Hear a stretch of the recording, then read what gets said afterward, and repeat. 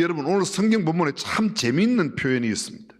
그 표현이 뭔가 하면 사도행전 7장 이 말씀은 스데반이 초대교회 7 봉사자, 최초의 7 봉사자, 우리가 흔히 7 집사라고 말하는데 집사라는 단어는 그곳에 없습니다.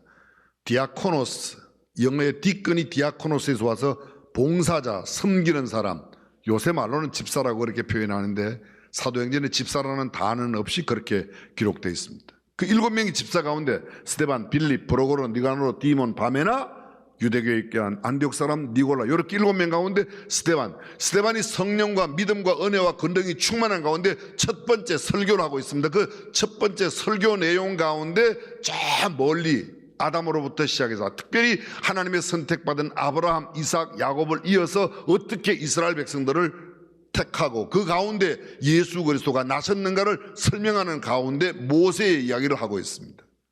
성경은 이렇게 시작됩니다. 그때에 모세가 나는데 그때가 어느 때입니까? 그 본문 우리 18절 시작할 때 요셉을 알지 못하는 바로 왕이 나타났다. 요셉을 알지 못하는. 그리고 그 사람은 점점 늘어나고 있는 노예들의 숫자를 줄이기 위해서 사내 아이가 낳으면 나일강 하수에 버리도록 했습니다. 3년 전 아론이 태어날 때만 해도 이런 정책이 없었습니다. 근데 굉장히 어려운 코너에 몰려있는, 박해받고 있는 이스라엘 백성, 히브리 사람들의 이야기가 그곳에 나타납니다. 고역과 박해가 심하던 시대였습니다. 아론의 출생 후 3년 모세가 날 때는 사내 아이를 나일강에 버릴 수밖에 없는 그런 아주 절박한 상황이 그들에게 다가왔습니다. 그런데 그런 집에 이 아므람과 요게벳 사이에 모세가 태어났던 겁니다. 성경은 이렇게 이어집니다. 요게벳과 아므람이 모세에 태어난 모습을 보고 하나님이 보시기에 아름다운지라. 여러분, 이 구절은 정말로 의미가 깊은 말씀입니다. 아이가 태어났는데 아이를 보는 눈이 내 눈으로 보지 않습니다. 내 관점으로, 내가 가지고 있는 세계관으로, 내가 가지고 있는 생각이나 내 욕구를 채우기 위한 그런 모습으로 바라보지 않습니다. 하나님이 이 아이를 왜 보내셨는가? 하나님이 왜 이 아이를 이때 우리 집에 나게 하셨는가? 하나님께서 이 아이를 통해서 하고자 하는 일이 무엇인가? 하나님이 이 아이 안에 넣어놓으신 하나님의 계획은 무엇인가? 하나님은 이 아이가 어떻게 자라기를 원하시는가? 하나님의 시각으로, 하나님의 눈으로 자녀를 본다는 말이 이런 말입니다. 하나님의 계획과 하나님의 섭리, 하나님의 뜻과 하나님의 경륜이 무엇인가를 찾아내는 겁니다. 무엇을 위해 이 아기가 이 시대에 태어나야만 했던가? 그렇습니다. 하나님의 기대, 하나님께서 이 아이를 보내신 목적, 하나님께서 왜 이 아이를 보내셨는지 그 이유, 그 까닭이 무엇일까? 내 눈으로 바라보는 게 아닙니다. 사랑하는 성도 여러분, 저와 여러분들이 자녀들을 어떻게 바라봅니까? 이 아이를 내가 뭐로 만들어야 되겠다, 무엇으로 의사로 키워야 되겠다, 판검사로 키워야 되겠다, 교수나 교사로 키워야 되겠다. 대부분의 사람들이 그렇게 생각합니다. 그런데 아므람과 요게벳은 달랐습니다. 하나님의 눈으로 그들을 바라보는, 하나님의 시각으로 바라보았다는 겁니다.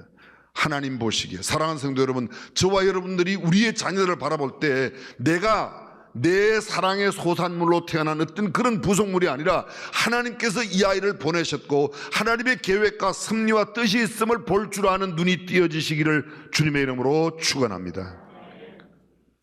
그러기에 그때 아이가 태어나면 나일강 하수에 버려야 했는데 아므람과 요게벳은 그들을 버리지 않습니다.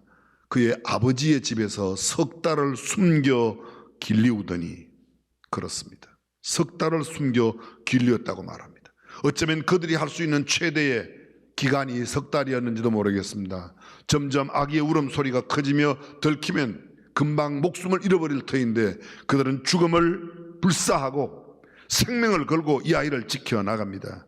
어쩌면 그들의 최선을 다한 기간, 더 숨길 수 없을 만큼의 마지막 순간까지 그들을 숨겼습니다. 더 이상 숨길 수 없다고 생각되었을 때 갈대상자를 가져다가 역청과 나무진을 그것에 바르고 그 아이를 그것에 두어 갈대상자를 갈밭에, 나일강 갈대밭에 갖다 두었습니다. 그리고 그의 누이 미리암은 어떻게 되는가를 지켜봅니다.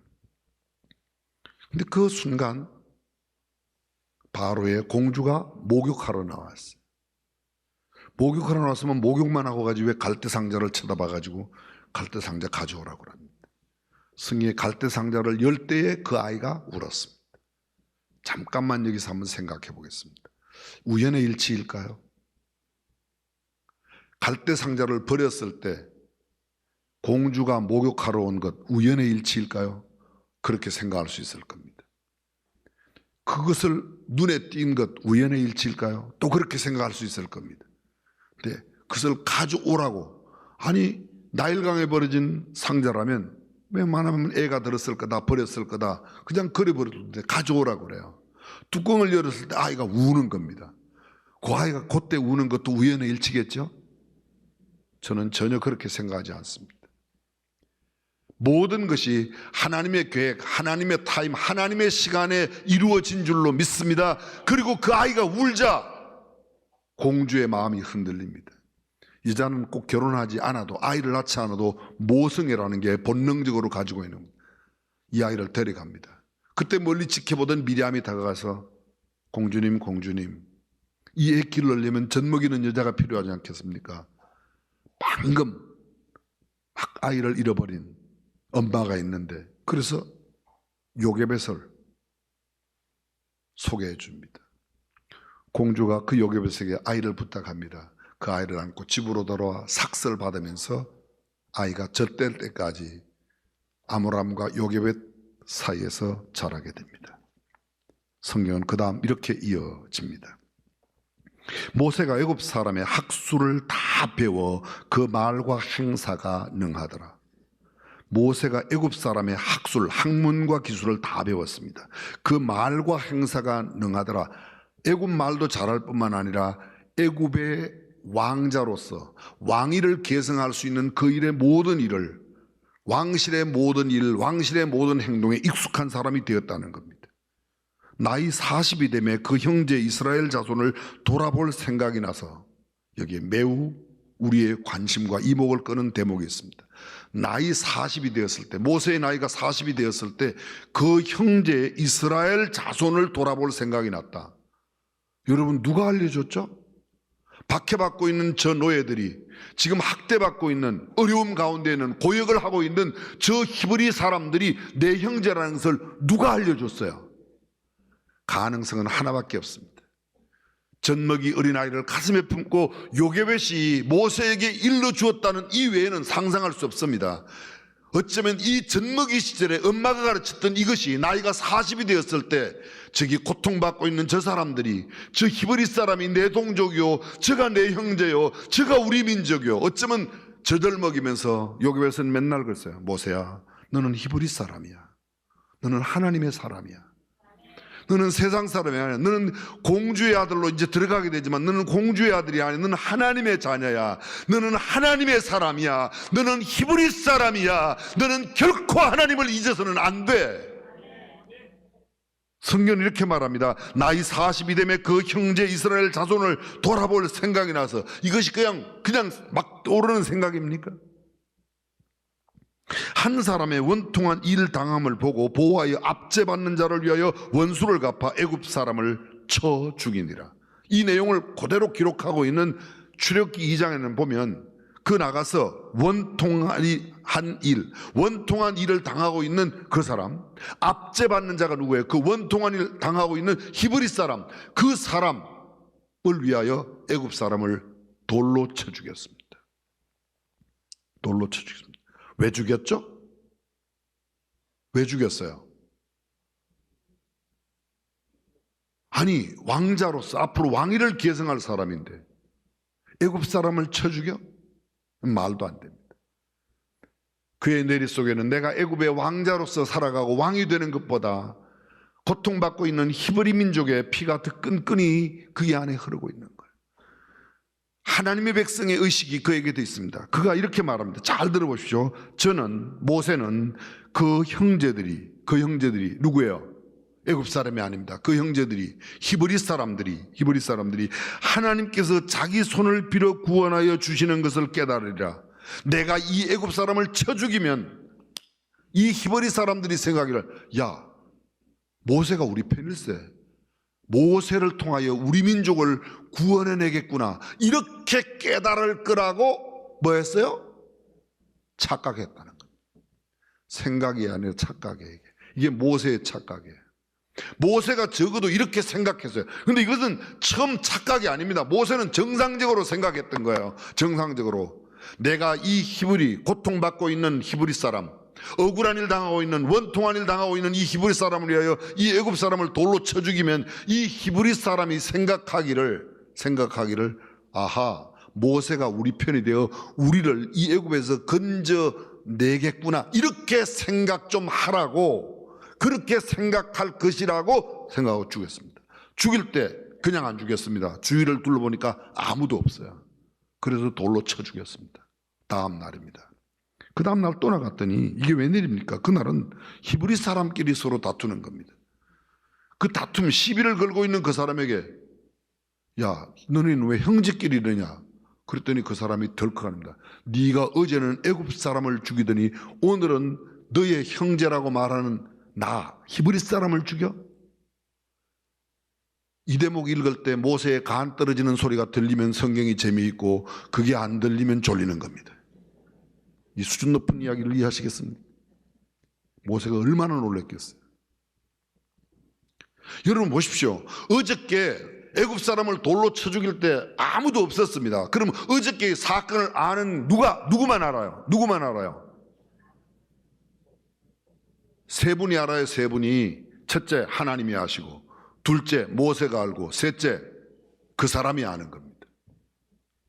오늘 이 사람이 뭐라고 말하는가 하면, 오늘 지금 이 시비를 거는 사람은 말하기를, 네가 어제는 히브리 사람을 죽이더니 동족, 오늘은 나 히브리 사람을, 어제는 애굽 사람을 죽이더니 오늘은 히브리 사람 나를 죽여? 성경은 이렇게 말합니다. 일이 탈로 났도다. 아하, 내가 한 일이. 그럼 이 사람, 오늘 지금 이 사람 누구예요? 모세에게 시비 거는 사람 누구예요? 가능성은 두 가지입니다. 어제 그 사람이거나 아니면 어제 그 사람이 가서 밤중에 동네방네 떠들었을 거예요. 노예들한테, 야, 그 공주 아들 있지, 왕위를 계승할 그 공주 아들이 우리 편이야, 우리 편이야, 막 이렇게 했을 거야. 그 사람, 그 이야기를 들었던 사람 아니면 어제 그 사람입니다. 그래서 이야기하는 겁니다. 여기 아주 중요한 내용 또 두 가지가 들어있습니다. 자, 보십시오. 그 형제들이 압제받고 있는 일, 원통한 일 당하고 있는 그 사람, 지금 현재 박해받고 핍박받고 고된 노역으로 수고하고 애쓰는 사람들이 그 형제들이라는 것, 이미 우리가 이야기한 대로 요게벳의 가르침이 아니었다면, 핏등이 어린 시절에 어떤 사람은 이렇게 말했습니다. 요게벳의 젖가슴의 교육이 애굽의 모든 학문을 이겨냈다. 그렇습니다. 커서 말귀 알아들을 때 가르친다 아니에요. 말귀 못 알아들 때, 아니 어쩌면 아이 뱃속에 있을 때부터 가르치는 겁니다. 성경 속에 위대한 부모들의 이야기가 참 많이 들어있습니다. 신학자들마다 사람들마다 다르겠지만 제가 생각할 때 몇 사람이 있습니다. 저는 가장 위대한 어머니는 아마 예수님의 어머니 마리아가 아닐까. 그런 처녀의 몸에도 주의 사자가 나타나서 잉태할 거라고, 아들이 태어날 거라고, 구세주가 될 거라고, 정말 상식으로는, 이성적으로는 도저히 말이 안 됩니다. 경험적으로는, 일반 상식으로 이해가 전혀 불가능한 그런 임에도 불구하고 주의 계집종이오니 말씀대로 내게 이루어지이다. 그리고 온 인류를 구원하는 예수 그리스도를 나게 했습니다. 쉬운 말로 다르게 표현해 볼게요. 하나님께서 온 인류를 구원하기 위하여 예수님을 이 땅에 보내는데 사용한 딱 한 명의 여자가 마리아였다는 거예요. 마리아는 정말 대단한 여인이에요. 사무엘의 엄마 한나, 참 남편으로부터 인정받지 못하고 아이가 없어 원통하고 통곡하며 애곡하는 그 한나의 부르짖는 기도를 하나님이 들으시고 사무엘을 주셨을 때 사무엘을 위하여 헌신했던 그 아름다운 한나 이야기, 시간상 길게는 못합니다. 그리고 오늘 본문에 나오는 요게벳, 모세를 모세되게 했던 요게벳, 얼마나 위대한 여인인지. 여러분이 잘 아시는 신약의 디모데, 그는 누구에게요? 그의 어머니 유니게, 또 그 어머니의 어머니 외할머니 로이스로부터 성경은 이렇게 말합니다. 디모데에게 바울이 쓰는 편지 가운데, 내가 어려서부터 성경을 알았나니 이 성경은 너로 능히 하여금. 그렇습니다. 어려서부터 성경을 가르쳐준 그의 어머니 디모데의 이야기. 디모데의 아버지는 이방 사람이에요. 헬라 사람이에요. 헬라 사람은 뭐 취급했죠? 유대인들이 헬라 사람을 무엇으로 취급했냐고요? 개 취급했잖아요. 개 취급했잖아요. 사람이 개하고 사는 것과 같은 그런 상대를, 그런 대우를 받았던 때가 그때입니다. 근데 그러한 가정에서 태어난 이 디모데가 에베소 교회에 바울을 뒤잇는 유명한 감독이 되어 귀한 사역을 감당했습니다. 남자 가운데는 별로 유명한 사람이 많지 않은데 제 가슴에 남는 남자 한 사람이 있습니다. 혹시 마노아라고 기억하십니까? 그런 사람도 있어요. 마늘이 아니고 마노아입니다. 누구죠? 삼손의 아버지예요. 삼손의 아내가 아이를 갖지 못합니다. 그러다가 아이 소식을 천사로부터 듣게 됩니다. 남편에게 이야기합니다. 여보 남편 마노아 씨, 내가 아이를 갖는다고 천사가 나한테 알려줍니다. 그랬더니 마노아가 뭐라고 그래요? 하나님께서, 하나님 우리에게 아이를 주신다고요? 그 아이를 주시면 우리가 어떻게 키워야 합니까? 마노아가 이런 기도를 2번이나 드려요. 사랑하는 아빠 여러분, 여러분의 자녀들이 여러분의 아내에게 잉태되었을 때 여러분이 하나님께 얼마나 이런 걸 물어보셨나요? 그냥 애 생겼대, 와 경사 났어, 한 잔 살게, 뭐 이런 거. 하나님 우리에게 아들을 주시면 이 아이를 우리가 어떻게 키워야 할까요? 이게 하나님의 관점으로 바라보는, 이게 하나님의 시각으로 바라보는 겁니다. 근데 여기 성경의 말씀 이렇게 말합니다. 하나님께서 자기 손을 빌어 구원하여 주시는 것을 깨달으라. 히브리 사람은 예수 믿는, 하나님 믿는 사람이에요. 하나님 믿는 이 사람들이 하나님이 모세를 통하여 우리 민족을 구원해 내시겠구나, 모세는 어릴 때 배운 그것을 가슴에 담고 생각하는데 맨날 신앙 가운데 살아가고 있는 히브리 사람은 이것을 알지 못한다는 겁니다.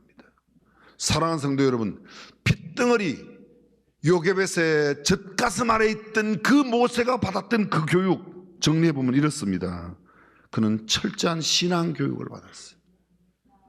학대받고 있는 이 사람이 히브리 사람이요, 하나님의 사람이요, 너도 하나님의 사람이라는 걸 그가 압니다. 그래서 이야기합니다. 하나님께서 자기 손을 빌어 구원하여 주실 것이다. 그리고 학대받는 그 사람이 너의 동족이야, 너의 민족이야. 요새로 말합니다. 애국 교육을 했다는 거야. 대한민국 사람들 지금 너무 나라 사랑에 대한 생각이 좀 얕은 것 같아요. 애국가를 부르면 콧잔등이 짱 해오고 머리끝이 쭈삐쭈삐 서는 경험을 해보셨습니까? 그냥 애국가가 뭐 팝송이나 유행가처럼 그렇게 흘러가는 시대가 됩니다. 그것도 바꾸겠다고 또 난리를 때립니다. 하나님이 보호하사 우리나라 만세, 얼마나 좋은데 그걸 왜 바꿔요? 왜 바꿔요? 아멘 안 하는 사람들은 혹시 어디 북에서 오셨어요? 보십시오. 그가 애굽 사람의 모든 학술을 다 배워 학문과 기술을 배웠는데 그 말과 행사 가능하더라. 이걸 요새 말로 좀 바꾸고 있습니다. 말만 잘하는 사람이 아니에요. 그 행사가 뭐예요? 행동이, 그의 태도가, 그의 품성이, 그의 사람됨이, 그의 인간적인 모습이 갖추어졌다는 겁니다. 현대교육의 특징이 말은 잘해요, 입은 풍성해요. 태도가 따라가질 못합니다. 성품이 따르지, 인성이 따르질 못합니다. 그래서 공부만 잘하면 그저 의대만 법대만 가라. 의대 법대 가는 게 나쁘다는 말은 아닙니다. 그냥 거기만 가라고 어떻게 하겠다는 거예요. 성경은 이렇게 말합니다. 너희는 형제라. 왜 싸우느냐? 왜 싸우느냐? 너희 형제인데, 우리가 형제인데. 드러난 것을 알고 그는 그냥 물러갑니다. 저는 짤막한 이야기 하나고 말씀을 맺겠습니다. 세계적인 시사 잡지 뉴욕타임즈에 발표한 내용입니다. 지나간 1000년 동안 동서고금을 막론하고 가장 탁월하고 영향력 있는 지도자를 뉴욕타임즈가 발표했습니다. 그가 퀸 엘리자베스 튜더 1세입니다. 엘리자베스 1세는 1533년에 태어났고 1603년 70세를 만 69세를 일기로 세상을 떠났습니다. 그에게는 대영 제국의 심장이라고 하는 별명이 붙었습니다. 영국의 역사상 가장 탁월하고 뛰어났던 국왕이 엘리자베스 1세입니다. 유럽 변방의 조그마한 섬나라, 그 영국을 해가 지지 않는 대영 제국, 문자 그대로 Great British를 만들어냈습니다. 기초를 다졌습니다. 그는 10살 때 이미 7개국어를 능통할 만큼 언어에도 탁월한 자질이 있었습니다. 신문학에도 천재였습니다. 아버지 헨리 8세, 본처는 아라곤 캐서린이었는데 이 아라곤 캐서린이 낳은 게 아닙니다. 두 번째 부인인 앤 불린이 엘리자베스를 낳습니다. 첫 번째 부인과 이혼합니다. 그때 당시는 로만 캐톨릭이 전 유럽을 다 덮고 있었기 때문에 캐톨릭 교황은 영국 왕의 이혼을 허락하지 않습니다. 재혼을 허락하지 않습니다. 그래서 영국 국교회가 만들면서, 국교회를 새로 만들면서 로만 캐톨릭부터 나오고 새롭게 개혁교회가 되어서 앤 불린과의 재혼을 그 새로운 개혁교회에서 인정을 하고, 그 앤 불린은 아주 철저한 독실한 그리스도인이었습니다. 그 사이에서 엘리자베스가 태어난 거예요. 근데 엘리자베스가 3살이 되기 전에 그 엄마가 모함을 받고 단두대에 처형됩니다. 그 엄마는 남편이 공주만 낳고 이 엘리자베스만 낳고 왕자를 생산하지 못한다고 죄를 뒤집어 쓰었습니다. 불륜을 행했다, 외도했다, 그리고 반역죄를 뒤집어 씌워서 단두대에 처형시켰습니다. 만 3살이 되지 않았던 이 엘리자베스가 엄마의 처형 모습을 그대로 봅니다. 얼마나 공포와 무서움이 있었겠습니까? 근데 그는 더욱 공부를 열심히 합니다. 셋째 부인, 아버지 헨리 8세의 세 번째 부인 밑에서 자라면서 어릴 때부터 열심히 심으라고 했는데, 세 번째 부인도 남편이 죽자 얼른 또 두 번째 부인의 오빠랑 결혼해서, 하여간 영국 왕실은 족보가 거의 개족법이 있었대요. 대단히 죄송하지만 우리 양반들이 보면 좀 그래요. 1547년 헨리 8세가 죽고 나서 이 캐서린 파라가 재혼을 하면서 혼자 됩니다. 25살 나이에 그가 여왕이 되는데요, 그때 대신들은 거의 캐톨릭 배경을 갖고 있었고, 가장 힘없는, 서열 가운데서 가장 힘없는 서열인 이 엘리자베스가 여왕으로 뽑혀집니다. 그래서 세움을 받습니다. 유년기 엘리자베스의 환경은 불안과 공포 가운데 있었고 생명의 위협이 떠나질 않았습니다. 왕실에서 쫓겨났습니다. 평범한 서민으로 살아가던 그녀가 25살 나이에 헨리 8세의 자녀 중 마지막 왕위 계승 서열에서 간신히 왕위에 오르게 되었습니다. 대신들의 간계와 권력 장악으로 왕실은 물론 영국 전 나라가 엉망진창이었습니다. 그러나 엘리자베스는 자신의 왕으로 선정된 그 순간 마루에 무릎을 꿇고 하나님 앞에 엎드려 머리를 땅에 박고 기도하는 겁니다. 하나님을 경외하고 백성을 사랑하며 역사의 아름다운 흔적을 남길 수 있는 가장 훌륭한 왕이 되게 해주세요. 엘리자베스는 범사에 자신의 명철을 의지하지 않고 하나님을 인정하며 전능하신 하나님의 도우심을 구했습니다. 엘리자베스 여왕이 치리했던 45년 동안 영국은 세계 가장 강력한 나라로 만들어지게 됩니다. 그리고 특별히 당대 최고의 힘을 자랑했던 스페인, 무적 함대 스페인이 들어올 때 엘리자베스가 아주 유명한 연설을 하게 됩니다. 나는 여인에 불과하지만 내 안에는 영국 왕실의 왕의 힘이 있습니다. 대영 제국의 군사에 힘을 내라고. 그리고 그 스페인 군사들을 모두 이겨냅니다. 많은 정치인들이 퀸 엘리자베스에게 묻습니다. 정치적인 성공의 비결이 뭡니까? 대영 제국의 비결이 뭡니까? 국정 운영의 그 탁월한 비법이 뭡니까? 엘리자베스는 항상 이렇게 말했습니다. 내가 한 것이 아니요, 하나님이 하셨습니다. 하나님의 은혜입니다. 신앙의 힘입니다. 앤 불린 품에서 들었던 말씀과 교훈, 기도가 그 비밀이라고 대답했으면, 내가 어릴 때, 내가 핏덩이 시절에 우리 엄마 가슴에서 엄마가 들려준 성경 말씀, 엄마가 들려준 기도, 엄마가 내게 가르쳐준 그 신앙이 오늘 영국을 만들었다고. 사랑하는 성도 여러분, 저와 여러분의 자녀에게 무엇을 가르치려 주십니까? 국영수 학원은 열심히 보내지만 예배당은 얼마나 열심히 보내나요? 아직 어리다고요? 좀 더 커서 말귀를 알아들을 때 신앙교육이라고요? 아닙니다. 만화는 삼손이 엄마 뱃속에 있을 때, 아내의 뱃속에 있을 때 하나님 이 아이를 어떻게 키워야 합니까? 성경 속의 위대한 하나님의 사람들은 그 아이들이 잉태했을 때뿐만 아니라 출생한 가장 어린 시절부터 신앙교육을 시켰습니다. 사랑하는 중앙교회 성도 여러분, 저와 여러분들이 참된 신앙교육으로 아름다운 미래를 만들어가는 저와 여러분이 되시기를 주님의 이름으로